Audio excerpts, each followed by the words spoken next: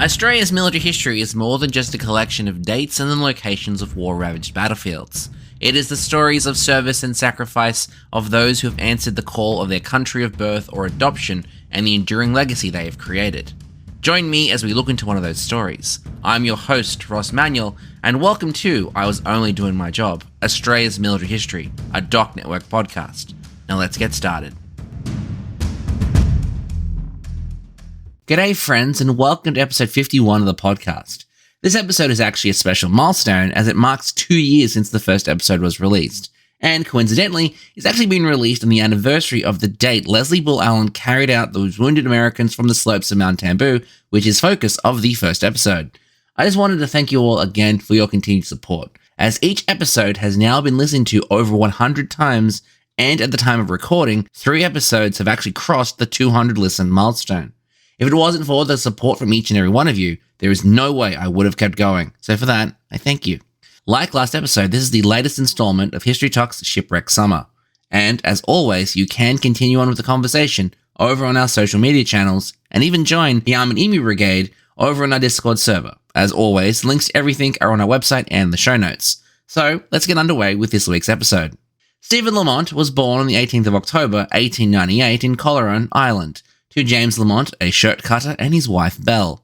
He was baptized on the 7th of December 1898 at Terrace Row Presbyterian Church in Coleraine. The family later moved to Scotland, living first in Govan, then in Anderston. Sadly, Lamont's mother passed away on the 17th of April 1904, and his father remarried Jane Letson. Most likely, Lamont attended the Fairfield Road School not far from where he grew up in Govan, where his father took up work at the local dockyards as a ship fitter. On the 5th of March 1914, at the age of 15 and a half, he enlisted in the Royal Navy for service in the First World War for a period of 12 years.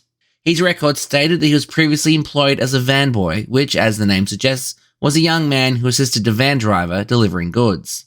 He commenced his training at the shore installation HMS Ganges at Shotley at the rank of boy.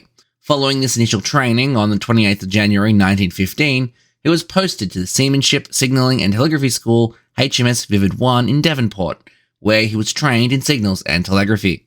His first sea duty was aboard the light cruiser HMS Dublin as a signalman in December 1915. Dublin had seen operational service during the Gallipoli campaign, though by the time that Lamont joined its complement, it was in British waters undergoing refit. For most of the First World War, he would rotate between Dublin and Vivid 1, and on the 31st of May 1916, he was, quote, slightly wounded in action, unquote, as a result of HMS Dublin's participation in the Battle of Jutland. The Battle of Jutland was fought over 2 days and was the largest naval battle of the First World War, and the only time that British and German dreadnoughts actually came to blows with each other. It was a confused and bloody action involving 250 vessels and approximately 100,000 men. In total, 25 ships were lost and over 8,500 killed, with both sides declaring victory.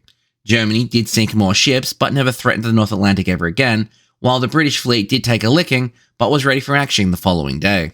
Interestingly though, HMAS Australia was actually supposed to participate in this battle, but as a result of being rammed by HMS New Zealand, actually missed the engagement, with New Zealand taking Australia's place in the line. In April 1918, Lamont would join the battlecruiser HMS Tiger for patrols in the North Sea until October, when he was assigned to the newly commissioned seaplane carrier HMS Vindictive for the month, before returning to Vivid 1 just in time for the armistice. In the post-war Navy, Lamont would find himself posted to a series of dreadnoughts and battleships, starting with HMS Ajax in March 1919, followed by the Gallipoli campaign veteran Europa. He finished his military career aboard the sloop HMS Byrony. Despite signing up for a 12-year term, the downsizing of the Royal Navy after the First World War saw him discharged after 6, though before he left the service, he did pass the necessary qualifications to be appointed a petty officer. Following his service in the Royal Navy, he migrated to Australia, arriving on the 12th of February 1922 aboard the SS Demosthenes, and settled in civilian life, working as a barman in the Grandview Hotel in Fairfield, Victoria. 3 years later, on the 6th of July 1925, he married Ermie O'Farrell in St Peter and Paul's Church in South Melbourne. In 1937, Lamont would join the Royal Australian Naval Reserve. At the commencement of the Second World War, Lamont was mobilised for active service for his country of choice for a second global conflict on the 2nd of September 1939 at the rank of Chief Yeoman of Signals, owing to his previous technical experience in the Royal Navy and his time with the Naval Reserve, and reported to HMAS Cerberus, the primary training facility for naval recruits, at the Flinders Naval Depot in Western Port Bay near Melbourne at the age of 41. At the completion of his training, he spent several months assigned to the auxiliary minesweeper HMAS Aurora. Following this, on the 26th of March 1940, he was assigned to HMAS Penguin II, a shore installation in Balmoral, Sydney, before being transferred to the Alice Street Depot HMAS Penguin IV in Brisbane the following month. Owing to its location and possible naming confusions with the Sydney depot of the same name, Penguin IV was actually renamed HMAS Brisbane in August 1940. Due to Australia's continuous 34,000-kilometre coastline, which is approximately the round trip between Sydney and London, and prior to the advent of modern radar and reconnaissance aircraft, it was comparatively easy for anyone with malicious intent to make landfall virtually at will or to penetrate Australia's territorial waters without anyone actually noticing. This was proven several times during the First World War, with German merchant raiders routinely doing this by traversing the labyrinthian island chains to Australia's north to attack shipping lanes or to mine Australia's ports. This act was mirrored by military leadership who postulated that if a hostile force landed an army on a remote part of Australia's coastline, it could be weeks before anyone actually noticed. This concern was first idolised in 1919 by Captain Chapman James Clare, a founding member of the Royal Australian Navy stationed in Western Australia, who, with facing a contraction of Australian defence spending, realised that despite having the sixth longest coastline in the world, the Royal Australian Navy actually lacked the available resources to properly police it. To augment this, Clare posited to recruit the people who were already living on the coast, namely postmasters, harbour masters, cattle station owners, prospectors, missionaries and the like, to work as a network of observers to monitor the islands to Australia's north, who in a time of war would report back to military officials, ship, troop and aircraft movements, and during peacetime, they would offer the same service but would report back things like suspicious vessels, illegal fishing, and smuggling. In 1922, the Commonwealth Naval Board took Captain Clare's proposal and directed the Naval Intelligence Division to organise a unit known as the Coastwatchers. During the 20s and 30s, a skeleton service of white European plantation owners and administrators was established in strategic locations in northern Australia, and it was later expanded to include Australia's two newly mandated territories of Papua and New Guinea. This was along with the British Protectorate of the Solomon Islands. They were supplied with pedal-powered teleradio radio transmitters, which was a technology developed for use with the Australian Flying Doctors Service. In September 1939, at the commencement of the Second World War, these civilian coastwatchers would be augmented by traders, miners and missionaries, being overseen from the Naval Intelligence Centre in Port Moresby, with the Navy, much to their frustration at having to divert budgetary funding to bolster Pacific assets while the war was raging in Europe. The officer in command from the onset of the war was Commander Eric Felt of the Royal Australian Navy, and soon members of the Australian military would further augment these civilian coastwatchers. Owing to his experience in signals, the first person selected for the Coastwatchers was, as you'd expect, Chief Yeoman of Signals Stephen Lamont on the 20th of April, 1940. He was selected for the remote and isolated Anir Island off the coast of Anir Island in the territory of New Guinea. According to Felt, Lamont was, quote, as Irish as a Paddy's pig. He was a complete stranger to conditions on an isolated island, but was a resourceful and dependable man, unquote. He was landed and placed in a temporary camp while word of Allied debacles in Europe captured everyone's attention. He proceeded to New Guinea aboard the Malaysia from Sydney on the 20th of April 1940 and arriving in Port Moresby on the 29th of April that year for more training. On the 10th of May 1940, he embarked aboard HMAS Manura for Anir Island, but the voyage was cancelled in transit. He was landed at Sumarai, and then from there he travelled to Rabaul and by small craft to Anir Island. His first months would have been miserable, but according to Felt, he adjusted himself to the conditions and carried on his watch very ably. With Japan's entry into the Second World War, the Coastwatchers became the front line, in concert with an identical operation conducted by New Zealand in the southeastern Pacific. Communicating by radio using code to report on hostile movements and items of intelligence value, it was a lonely and precarious existence. More than 600 Coastwatchers would go on to serve in Australia, New Guinea and the Pacific Islands during the Second World War, with their numbers including members of the Royal Australian Air Force, the Australian Imperial Force, Royal Australian Navy, United States Marines, United States Army, New Zealand Service Personnel, and the British Solomon Islands Protectorate Defence Force. The code name for the whole operation was Ferdinand, from a popular children's book for the time, as explained by Felt. Quote, Ferdinand did not fight but sat under a tree and just smelt the flowers. It was meant as a reminder to the Coastwatchers that it was not their duty to fight and so draw attention to themselves, but to sit circumspectly and unobtrusively, gathering information. Of course, like their titular prototype, they could fight if they were stung, unquote. Due to the nature of the work, there is little available information relating to Lamont's actual activities on Anir Island.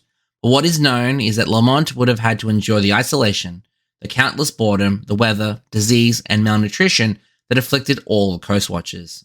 The climate would destroy clothes, paper, and machinery, and all for the nagging uncertainty that their efforts were only being tolerated by military officials.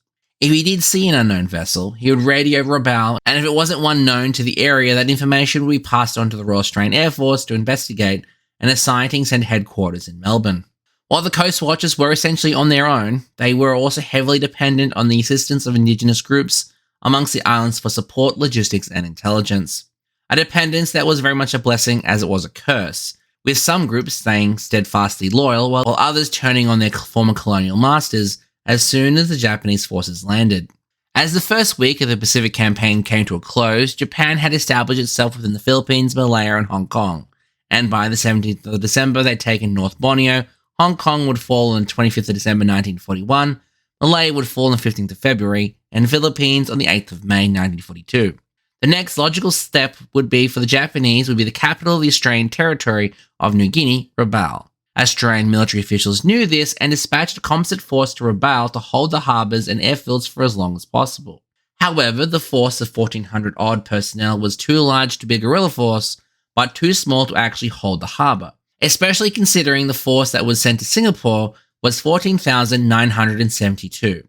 A force roughly 6% of that was expected to do exactly the same thing that the 8th Division was unable to do in Singapore. There has been a lot of criticism from historians surrounding the size of the force and its conduct prior to the Japanese invasion, with many commenting that the lack of proper military training or preparedness, or even support from Australia, ultimately doomed the force before it even arrived. While most of the civilian population was evacuated as news of the attack on Pearl Harbor in Singapore had reached them, those that remained would not have long to wait for their turn, as on the 23rd of January 1942, Japanese forces under the command of General Tomotaru Horai, the same officer who went toe-to-toe with Colonel Ralph Honor in the previous episodes, landed in New Britain. Understandably, Lark Force, as it was known, did not stand a chance, being less than 10% of the 15,000-strong force of first-rate elite Japanese soldiers and Marines that landed against them. The 14 aircraft of No. 24 Squadron Royal Australian Air Force stationed at Rabaul were, if anything, but a token force against the oncoming Japanese carrier force, with most of his aircraft being destroyed in the air on the 20th. Famously, Squadron Commanding Officer Wing Commander John LaRue, after receiving orders to keep his squadron in the air, sent the following telegram to his superiors. Quote, Morituri vos salamatus, unquote. Sorry, my Latin is a little rusty. Which initially confused his superiors in Melbourne until they opened their old Latin dictionaries, as it is the traditional salute given to Roman gladiators in the Colosseum, which translates to, quote, we who are about to die salute you, unquote. The disintegration of No. 24 Squadron was the beginning of the end for Lark Force, which was already suffering from poor communication, poor leadership, and poor training. By 9 a.m., in the face of communications failures and overwhelming Japanese strength, the Australian defence had lost its cohesion and the death knell was sounded when Commander of Lark Force, Lieutenant Colonel John Scanlon, issued the order of, quote, every man for himself, unquote. This is despite being issued orders that the men of Lark Force were to hold Rabaul for as long as possible. Scanlon issued the order roughly 10 hours after the first Japanese forces landed on New Britain. The forces involved were just something that they just could not stop. Almost immediately after Rabaul fell, a blanket of silence fell over the island, leaving officials in Port Moresby only to speculate on what had happened. The only information that seemed to arrive was sporadic messages from Coastwatchers that didn't explain anything in any great detail, as they were hurriedly breaking down their camps and teleradios and making the trek into the jungle. In the weeks that followed the fall of Rabaul, civilians and service personnel attempted to get off the island, either by using outdated aircraft or in small boats. Those that did make it managed to let the officials know the fate of the island and its garrison. While Rabaul fell, the Japanese lacked the resources to fully occupy the vast jungle island of New Britain, though that did not stop them from trying. They conducted multiple amphibious landings up and down the coastline in search of survivors of Lark Force or any resources of strategic importance. As the weeks followed, more information started flowing towards Port Moresby, as more and more Coastwatchers managed to get their teleradios set up and resume transmitting information. They would be augmented by plantation owners and other European officials that had mistakenly thought the Japanese would leave them alone and thus had elected to stay behind. They became intrinsically aware of their role was no longer that of a passive observer, but now active spies operating behind enemy lines. Just before we continue, here's a word from one of our sponsors. This episode was made possible thanks to the generous support from our backers, whose donations go towards paying for distribution and streaming costs, the digitization and procurement of records, as well as everything else that goes into making a podcast. And if you enjoy what we do here at I Was Only Doing My Job and want to support the podcast directly and get some sweet rewards in the process, follow the link in the episode description or visit our website to buy the podcast a coffee, either as a one-off or as an ongoing subscription. At the lowest tiers, you'll get episodes early and ad-free, and at higher tiers, you'll get a mention in the episode and even the ability to suggest future topics. For more information, check the link in the episode description or check out www.thedocnetwork.net. And now, let's get back to the show. Senior Naval Intelligence Officer in New Britain, Lieutenant Hugh Mackenzie, had attempted to relocate his own coast-watching operation to the village of Toma, roughly 30 kilometers from Rabaul, at the end of a road. He sent off 2 of his staff with the heavy radio equipment before Rabaul fell. While his new base camp would not be set up, by the time he and his party of naval personnel joined Lieutenant Colonel Gill and his radio operator Private Stone, Rabaul had already fallen. Gill and Stone witnessed the rout of Lark Force from the score of civilian and military vehicles commandeered to evacuate the terrified men that were promptly abandoned at Toma, whereas the road ended there. One of the sailors accompanying Mackenzie was Chief Yeoman of Signals Stephen Lamont. Lamont had been rotated off Anir Island and was on Rabaul the day it fell to the Japanese, awaiting transport back to Australia. Lieutenant Mackenzie was blunt to the men under his nominal command. There would be no rescue. Their best chance of surviving was to make for the coast where a boat might arrive to pick them up or one they could commandeer, and the danger of this operation was that due to the harsh terrain of New Britain, which to this day is still not completely serviceable by road, is that the Japanese were conducting amphibious operations up and down the coast and were intercepting survivors of Lark Force in their attempt to reach safety. He then gave the collection of soldiers and sailors the choice: join one of the larger groups heading deeper into the jungle or stay with him. Unsurprisingly, they chose to stay with Mackenzie. Initially, they moved as a group, lugging the unbearably heavy teleradio, which required 12 men to carry the heavy batteries and transmitters with them until word reached them that Japanese patrols were closing. Mackenzie then gave the agonizing instructions to destroy their one lifeline to the outside world. It was simply slowing them down. Much like the trek along the Owen Stanley Ranges at Kokoda, the path that Mackenzie's force had to undertake to get to the coast was one measured in hours travelled, not in miles. As recalled by Lieutenant Gill, quote, "To go forward 1 mile, you often have to travel 4 or 5 nearly vertically up and down," unquote. This naval force would join survivors of Lark Force and other Australian and European administrators and civilians, who over the following days, groups ranging from company strength down to pairs and individuals, sought escape along the north and south coasts. Mackenzie's force soon swelled to 21 and actually crossed paths with Lark Force Commander Lieutenant Colonel Scanlon, who was heading in the opposite direction to actually surrender to the Japanese.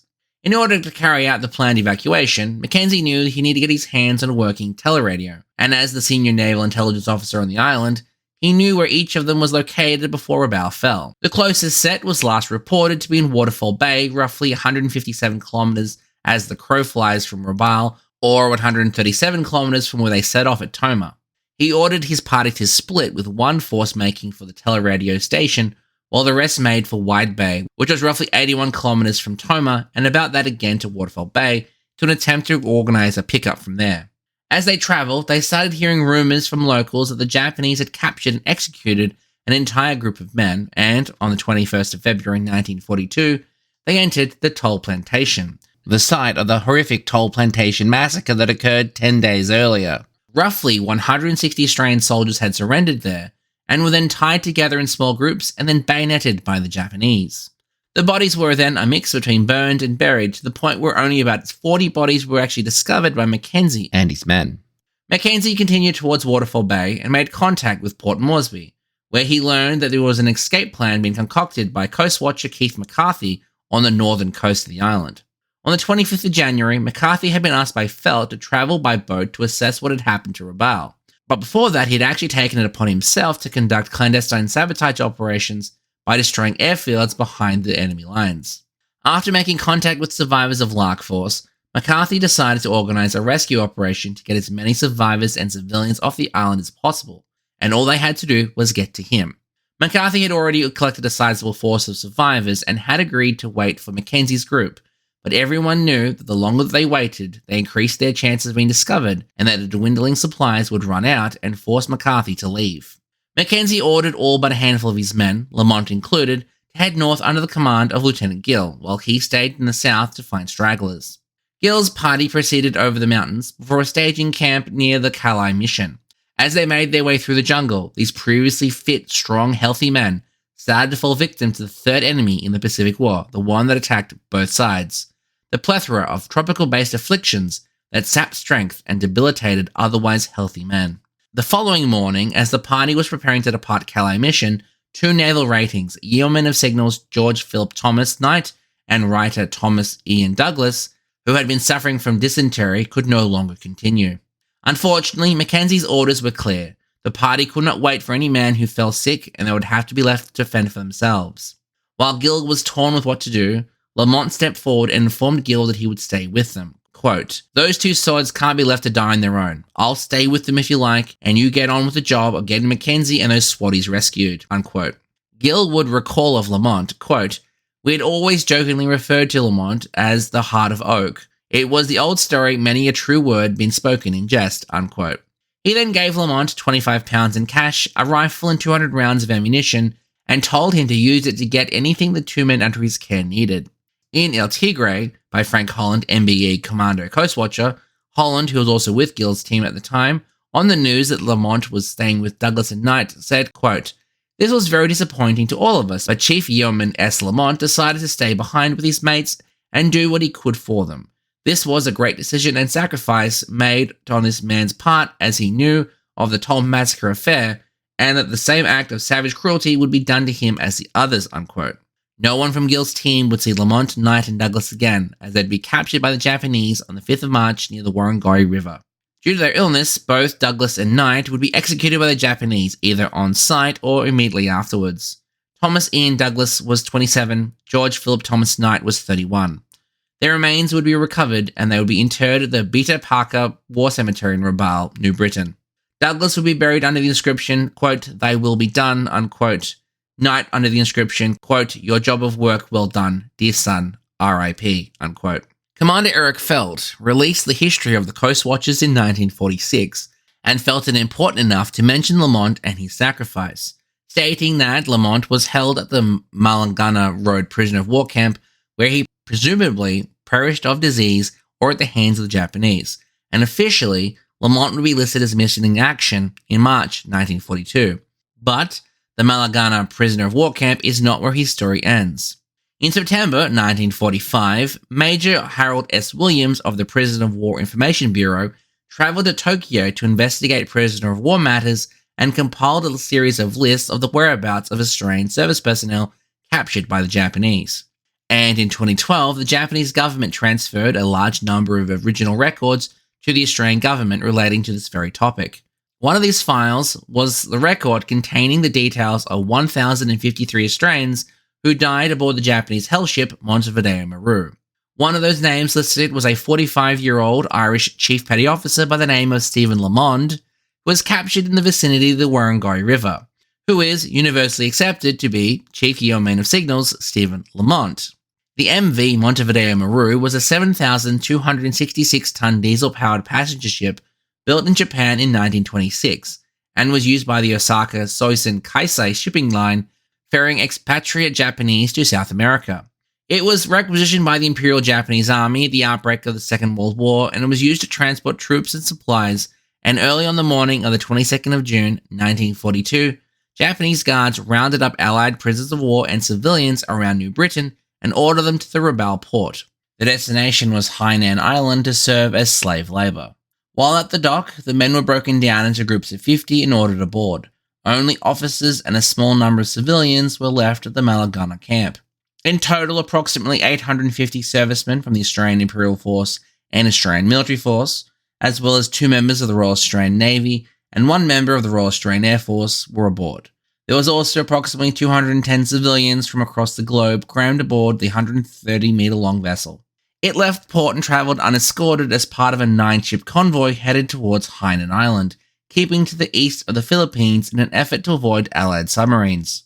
Unfortunately, they weren't successful, as 8 days into the journey they were being stalked by the Salmon-class submarine USS Sturgeon of the United States Navy, fresh from its refit in Fremantle, Western Australia. Sturgeon manoeuvred itself into a position to fire its 4 stern torpedoes and, at before 0209 on the 1st of July 1942, it reported its torpedoes impacting approximately 30 metres aft of the funnel. Survivors from the Japanese crew reported 2 torpedoes striking the vessel, followed by an explosion in the oil tank in the aft hold. The ship sank in as little as 11 minutes. Although the Japanese crew were ordered to abandon ship, it appears that they made no effort to attempt to assist the prisoners to do the same. The ship's lifeboats were launched, but all capsized and 1 suffered severe damage. Of the 88 Japanese crew and guards, only 17 survived the sinking and subsequent march through the Philippine jungle. Accounts from Japanese survivors stated that those Australian prisoners of war that had managed to get free could do nothing to rescue their brothers. Yoshikawa Yamaji, one of the survivors, recounted in 2003 that, quote, there were more POWs in the water than crew members. The POWs were holding pieces of wood and using bigger pieces as rafts. They were in groups of 20 to 30 people, probably 100 people in all. They were singing songs. I was particularly impressed they began to sing Auld Lang Syne as a tribute to their dead colleagues. Watching that, I learned that Australians have big hearts, unquote. Not a single Allied prisoner of war survived the sinking. Now, I have received a number of comments and questions about how or why the Sturgeon engaged the Montevideo Maru in the first place. The simple answer is there isn't an international convention on identifying building ships or railcars as containing prisoners of war, like the International Convention relating to hospital ships having to use the Red Cross symbol. The Montevideo Maru didn't have any special markings on it, and through the periscope of the Sturgeon, she would have been no different than the other 8 vessels in the convoy, and as a state of war existed between Japan and the United States, she would have been considered a legitimate target. Now, while in Europe, the Axis powers did occasionally paint POW in English on the roof of buildings and train cars as a way of warning bombers of the presence of Allied prisoners of war, this wasn't always done and wasn't always seen or understood by the Allied planes conducting the attack. Officially, 1,050 men died aboard the Montevideo Maru in the tragedy, and it is considered the worst maritime disaster in Australia's history. Among the dead was Stephen Lamont, who was 44 years old. Ermy Lamont would remarry James Douglas Duckworth in Victoria in 1946 and pass away in 1950 aged 48. There is no evidence that she had any children. Chief Yeoman of Signals Stephen Lamont is commemorated on the Ballarat Australian Ex-Prisoner of War Memorial, the Coastwatchers Light in Madang, Papua New Guinea, the Rabaul Montevideo Maru Memorial, Panel 76 of Column 1 of the Plymouth Naval Memorial in Britain, and is listed under HMAS Brisbane on the Roll of Honour at the Australian War Memorial in Canberra. He was one of 38 Coastwatchers who died during the Second World War, though their names are listed with operational units, not as Coastwatchers. On the 18th of April 2023, the wreck of the Montevideo Maru was found 4,000 metres below the surface of the South China Sea off the coast of Luzon by the Dutch underwater search specialist Fugro with the assistance of the Australian Defence Force and the Silent World Foundation. For context, the Titanic was discovered at 3,800 metres and the Prince of Wales and Repulsed from last episode were 56 and 68 metres respectively. The Australian Prime Minister, Anthony Albanese, said in a statement that he, quote, hoped the news would bring a measure of comfort to loved ones who have kept a long vigil, unquote. Calls have since been made to have the ship declared a war grave, and I will update you on this new information as it develops. There is a Bible verse that is routinely used in epitaphs in regards to military service, and it's John 15, verse 13. Quote, greater love has no one than this, that he laid down his life for his friends, unquote. Stephen Lamont, faced with the choice of escape to safety or to stay behind to care for 2 sick men, he did not hesitate and in doing so exemplified that verse. Despite the perilous circumstances and the knowledge of the atrocities inflicted on prisoners at the hands of the Japanese, he chose to remain with his brother sailors. That decision to forego his own safety and well-being to support his sick comrades, the sacrifice he and the other Coastwatchers did to report on Japanese movements behind enemy lines at their own risk, was accredited with saving thousands of Allied lives, and for that, we are all eternally grateful. And that, folks, is the life, service, and legacy of Chief Yeoman of Signals Stephen Lamont. Catch you next time, folks, for the next installment of Shipwreck Summer. Works cited in this episode are Abandoned and Sacrificed, The Tragedy of the Montevideo Maru by Catherine Sperling, Australia's Secret Army by Michael Vitch, The Coastwatchers by Patrick Lindsay, The Coastwatchers by Eric Felt, The Translated Montevideo Maru Prisoner of War List, the media release of the discovery of the Montevideo Maru from the Office of the Prime Minister of Australia, the Royal Navy and Royal Australian Navy service records of Chief Yeoman of Signals Stephen Lamont, the Ex-Prisoners of War Memorial Honour Roll, the birth register from Corallon, the last post ceremony of Chief Yeoman of Signals Stephen Lamont at the Australian War Memorial, the Commonwealth War Graves Commission, the Virtual War Memorial Australia, United Kingdom's National Archives, the National Archives of Australia, the Battle for Australia Association, and the website of the Australian War Memorial.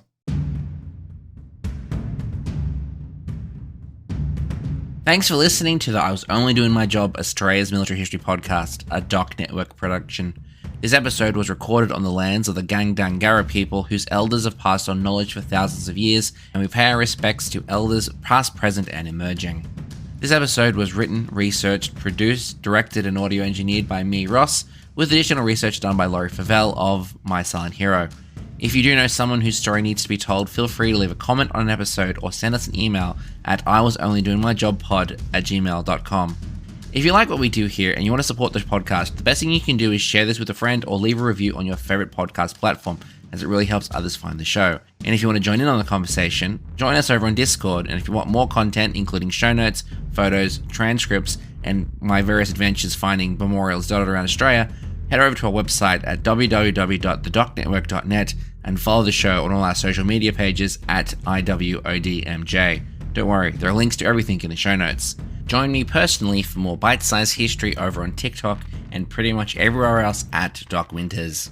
All opinions expressed in this episode are solely those of the speaker and do not reflect the views or opinions of any entity, agency, or organization. It is licensed under a Creative Commons Attribution Non-Commercial Share-alike 4.0 International License. Thanks for listening. Catch you next time. Bye.